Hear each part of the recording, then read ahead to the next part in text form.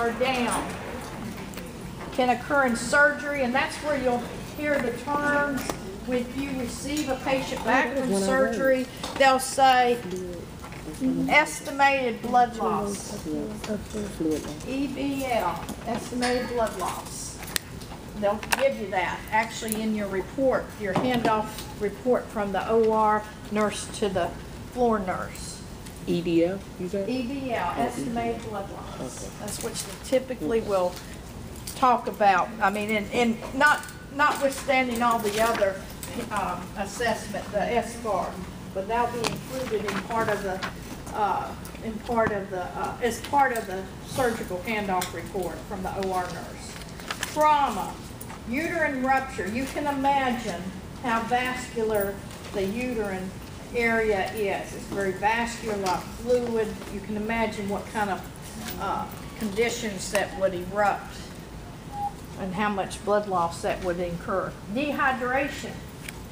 Dehydration, we talk about soldiers that do those 30-mile road marches, or, you know, they're out in the heat, or simply dehydration can be a result from,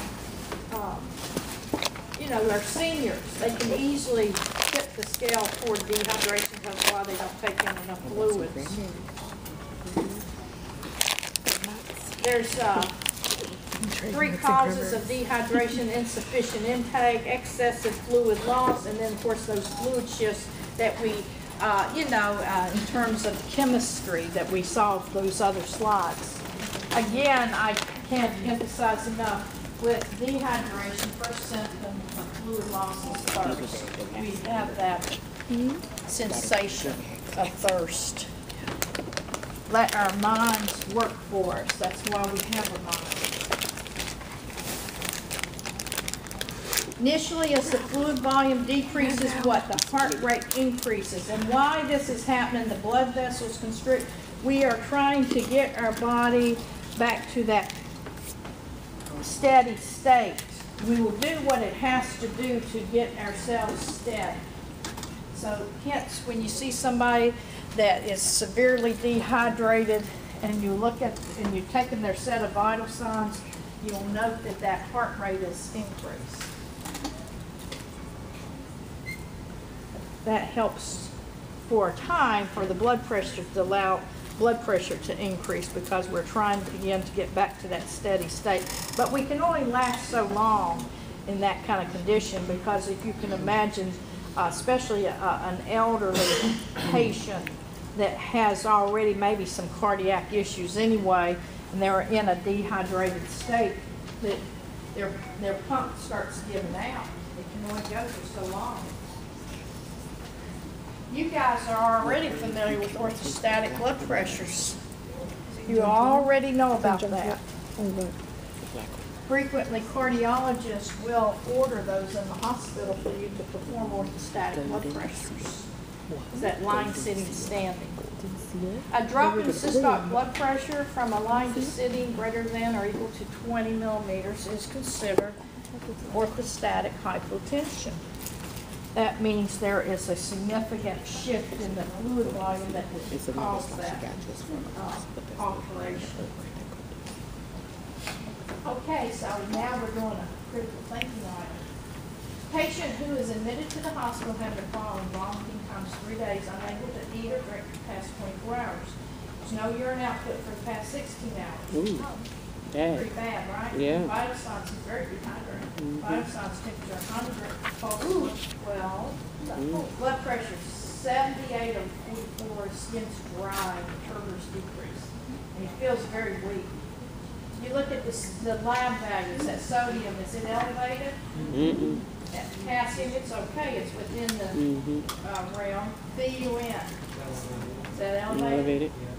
Okay, so what would that appropriate nursing diagnosis be for this patient, considering all these things? Fluid volume deficit. He can't hold no fluid. Fluid volume deficit. They have fluid loss, because look what's happened to him. He's been vomiting 3 days, and he's not been able to drink for 24 hours or 48 hours. No urine output for 16 hours. All of that speaks. He's got loss, fluid deficit, right? It just makes sense. There's no other choice. Then you have the other extreme, fluid volume excess. Fluid volume excess also is what? Hypervolemic states, elevated hyper. And those kinds of conditions can result from excessive salt intake. You take in a lot of sodium, the water goes with the sodium, right? Travels with it. You may have a situation where your patient has some kidney or liver function problems. I showed, remember the image of that patient that had the ascites belly, a lot of fluid there. He had higher blood pressures, maybe not so high, but he had a blood pressure.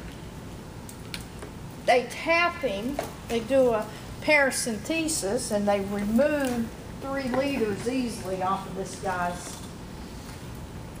belly, and it throws him into a hypovolemic shocky state because they suddenly pulled that fluid off. He wasn't the picture of health to begin with, was it? You could tell just by that cachexic state with his arms, you saw how frail he really was. But that too could be considered a situation where they fluid up prior to the paracentesis, right? And then of course you have a situation where you have some damage as a result of perhaps the heart. The left ventricular pump is not pumping as well, hence we're not putting out as good a cardiac output, hence we're not having as good a kidney function, and hence we are retaining fluids. Does that make sense of how that would work? And look at the systems involved. When you start dealing with multi-organ system failures, you can see how we can have such conditions that we speak of here. What will you see with a patient with a hyper, meaning elevated volume state? You'll see what the blood pressure elevated, pulse is bounding, respirations might be increased, but they might be shallow. The JVD, jugular vein distension, right here, it'll be bulging. Edema, your skin may be cool and pale because why you got that excess fluid in your body circulating, maybe in some cases not circulating so well. The urine output becomes dilute, and the volume is increased. You have rapid weight gains. You will hear crackles in the lungs because they have so much excess fluid. You'll hear crackles. It makes sense, doesn't it? Excess fluid. They're drowning. Ascites, remember the guy with the belly, right? This kind of hemodilution state causes that BUN hematocrit and the specific gravity of the urine to decrease. Fluid status. What is the most significant thing that we can do to help moderate and understand if our patients are fluid up or fluid down? It's the daily weight. That is an NCLEX board item question. That's the answer to that. What's the single most thing that we can do is follow that daily weight. That's the most accurate way of assessing fluid status changes. You weigh them using the same scale each time.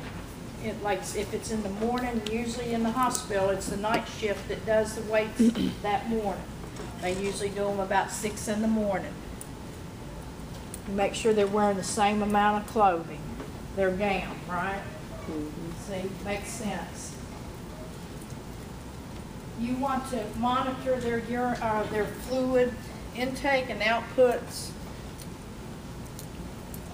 i.e. what they take in and what they avoid strict I's and O's. You might have to facilitate a fluid restriction if they are ones that are fluid up. And this is just a, I created this slide, I pulled it from your book of significant labs and lab values and what you should consider, what you should think about in terms of each one of these labs.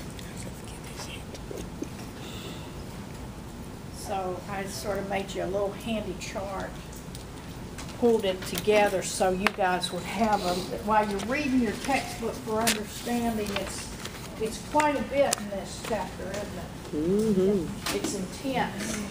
I will tell you for my part of the exam for Unit 8, you guys want to watch it, just read your book for understanding, but then go to these PowerPoints. Does that make sense?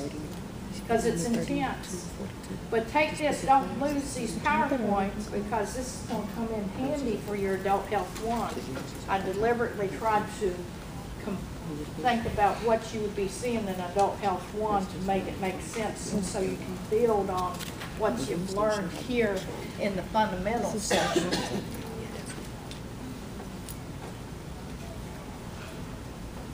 This part right here, I believe you'll have something on ATI about urine-specific gravity. Now that's what your books has as their range. You might have another book might be say 1.000 to 1.030. See, so remember what I said about labs. Every lab company has a different reference values. Just be aware of that. Here's a few more electrolyte imbalances. Hyponatremia, hypernatremia. And I found even some errors in your, they had the errors backwards in your book. Did y'all notice that? Did y'all realize that? The arrow was back. Yeah. They have the hypernatremia as less than. Did you see that? That's bad. Yeah. See, so just so you know, I do read your book. Thank you. Yeah. I said, man, that's a pretty bad mistake. That just throws a student into total confusion. The pharmacology study guide, and one of the questions was deleted, and so all the answers are wrong on one of the study guide questions. Yeah, but I mean, Oh, yeah. One of the first chapters. yeah, but see, you can't always trust the book. See, because they're humans that write these books.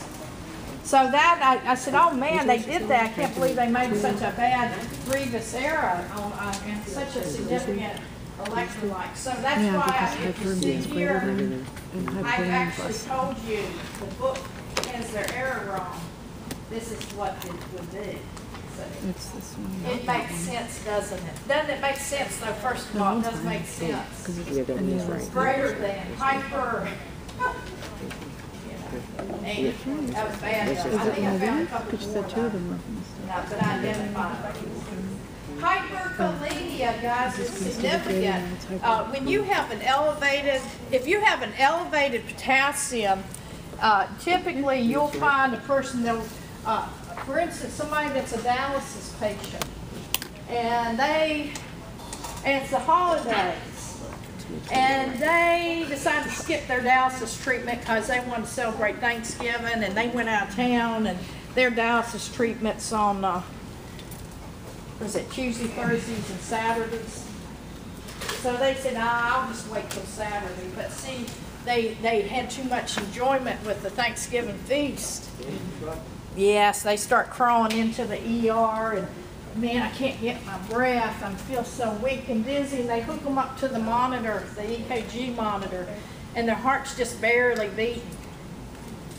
And you draw a serum potassium level, and it's like 6.9. It's oh my gosh. Well, I hate to say that I skipped my dialysis treatment I skipped my dialysis treatment, and what you're doing is you're trying to get an emergent dialysis nurse down there to the ER to hook them up and do a treatment real quick before they arrest. Similar with hypokalemia, which that was on the previous page there. Hypokalemia, you'll find that occurs with situations where you have patients that, they go on maybe they've been nausea and they've been vomiting for the past 3 days, right? They've lost a lot of their GI contents. They might have excessive diarrhea. You could have these individuals that they're excessive dieters.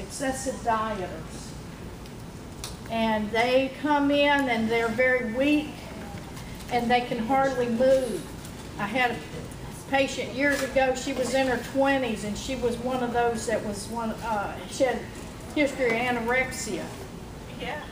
She came in and her potassium, we thought she was going to die on us. She had like a 2.5 potassium. She couldn't move. She couldn't move her, because that starts affecting the muscular movement of the body when you start getting these kind of low serum potassiums. And you can't just load them up like that. You can't, because it's, with potassium you have to gradually increase it.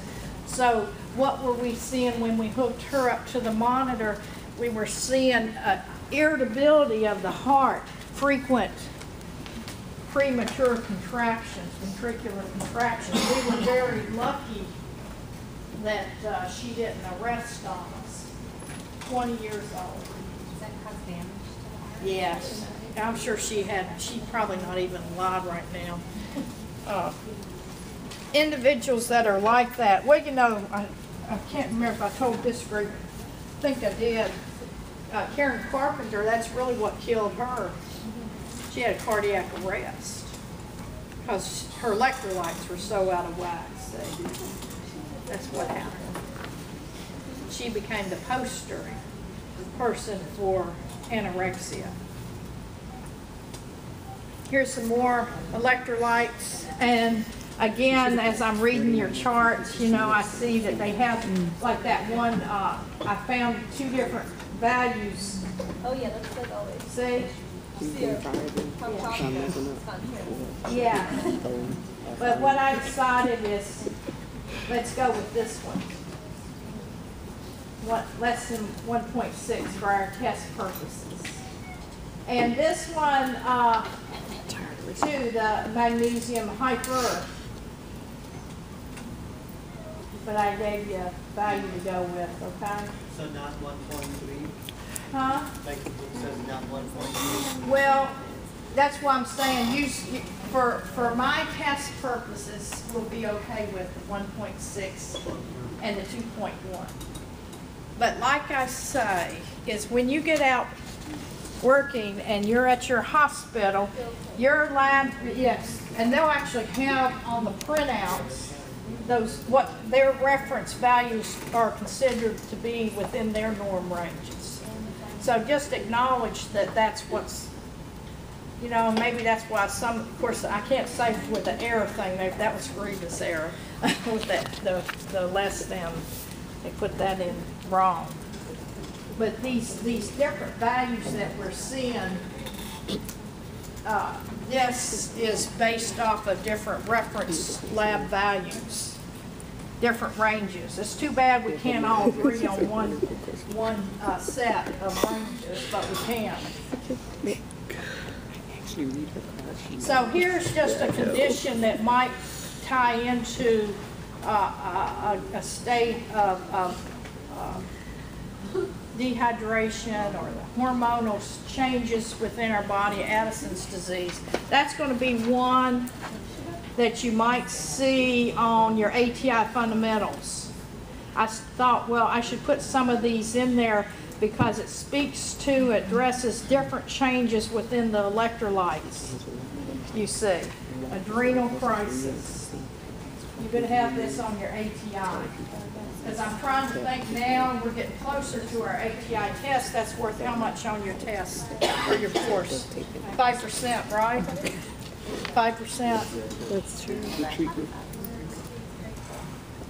We'll be doing testing. I think this, when we do our Monday, I think it's after the final. Yeah, Miss A said we're gonna do it right afterwards. She said she's doing the ATI final right afterwards. We're gonna go to the computer lab. We'll have We're three doing a different final, computer- written final. No, but on the computer, but go to a computer lab? Yeah, she's gonna send us to We the are, computer. and it'll be one of us will be in each computer lab. I'll probably be in one, Mr. Whitehead will be in one, because don't y'all got pharmacology ATIs? Yeah, but he got his separate for some reason. He got ATI final and then he got our final the next Wednesday. Oh, does he? Okay. When's the farm play? So this lady keeps Monday sending emails is saying both that we would this sign Wednesday. up for that test KCI project. That's sent to everybody. That's everybody. Everybody. So we don't do that, right? Okay, good. What is this? Y'all share with me. I don't know what you're talking about. Sanders, who's the ATI or the testing center person. She's talking about over there, they have to do Proctor.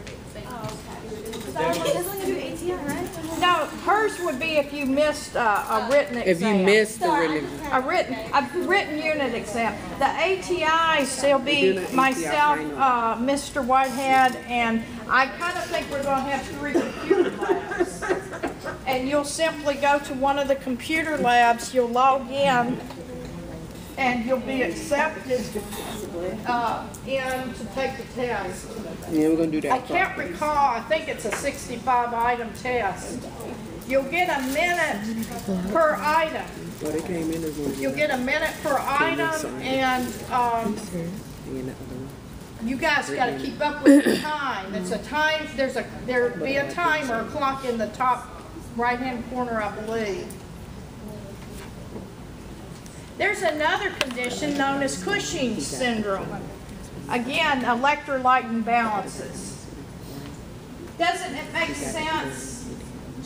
Sodium and fluid retention, look at the front. Got a lot of fluid there, right? They'll have this moon face appearance. Or not. You guys make sure you review these slides again before you sit for the ATI. It's a situation where you have the male that starts showing female characteristics. Breast. Boobs. There you go. But again, this ties into this chapter because why? Sodium fluid retention. See, Cushing's. See the other one, what? We had profound decreased sodium, increased potassium, electrolyte imbalances. I believe you could see this on your ATI fundamentals. I am not the inside source to knowing what's on fundamentals ATI, but I have to at least bring this forward for you guys in fairness because you guys are gonna, this counts 5% of your course grade. This could be what brings you over if you're riding that rail, see. So I encourage you guys, make sure you're doing those practice fundamental ATIs and the tutorials. I know you guys know how to do this stuff. Diabetes insipidus. Again, it's dealing with a lot of electrolytes. It's tied to the kidneys. And look here, these specifics. Diabetes insipidus, you have a decreased specific gravity, decreased osmolarity, hypovolemic state. You see why I'm giving you these, it's just a one quick, you can look at this one sheet and you can understand the condition that diabetes insipidus would entail. This could be on your ATI. It could give you questions. It could just give you characteristics. This patient has the following lab results. What would you anticipate this patient having as a diagnosis? Do you see how they do that? Could be. Well, that's why I gave you these slides. Because it's real easy to look at that and sort of have an understanding. of that condition. I'm not saying that that's going to be on your ATI, but I don't know what's going to be on your ATI. I'll just be honest, I don't know. So it's not gonna be like a mix of the questions that we've been taking online or practicing? What I tell y'all to do, because these practice tests that y'all do and the tutorials, make sure that you review all the right and the wrong rationales, because they could reword them to make those be the proctored questions. Y'all understand what I'm saying by doing that? And then I will tell you somebody that took the ATI fundamentals, aside from doing that, what this guy also did, he made time and he went through that ATI electronic book. And I know it's a big book. He skimmed through it. He skimmed through it. Because it's just bulleted and outlined information, really. Have y'all looked at that book yet? Yes. Of course, your focused reviews, right? There you go. Focused reviews. But anyway, just do those things and you should do quite well, because if you can score a level 3, that gives you 100. And 100 is 5 points. See what I'm saying? 5 points, that's your course. Level 3 is not equal to 100? No, I don't know. I don't know how. It depends on the national norming. They do national norming, and I have no idea what a level 3 would equate to, because how they factor it based off of what students recently in the past have taken to construct their. It tells us what level we made when we. Yes, yes. You all want to make level 3. That's what everybody needs to be making, level 3. Huh? What grade is that? A level 3 is equal to 100. A level 2 is equal to 80. Level 1 is equal to 60. And less than 1 is equal to 40. So let's just all make level 3, so you get 100. Then that's why, things I'm covering, I know that it might have been, might have said omitted in your readings, but I didn't omit it because I'm thinking that you could have this on your ATI fundamentals. You see what so I might be covering more than what Ms. Alsay said you had to read in your book. But I'm doing it because I'm sure that it's covered for you to do well in your ATI. See, that's how my mind works.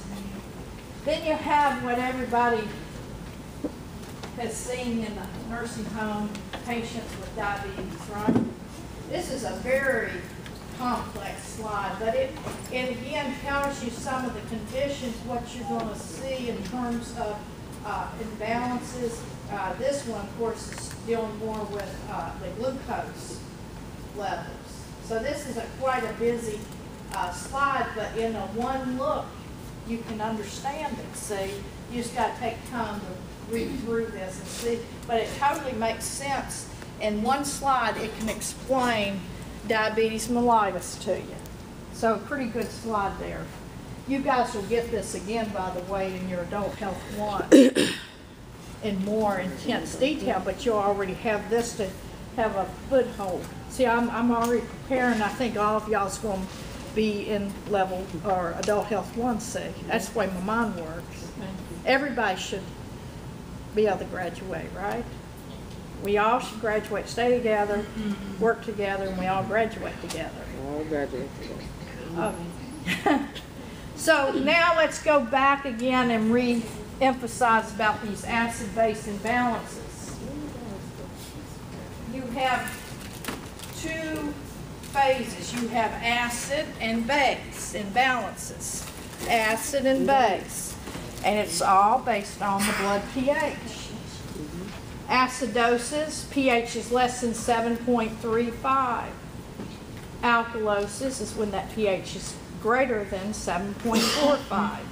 Again, I reiterate, how do they know about these acid-base imbalances? Because they have drawn what they call a serum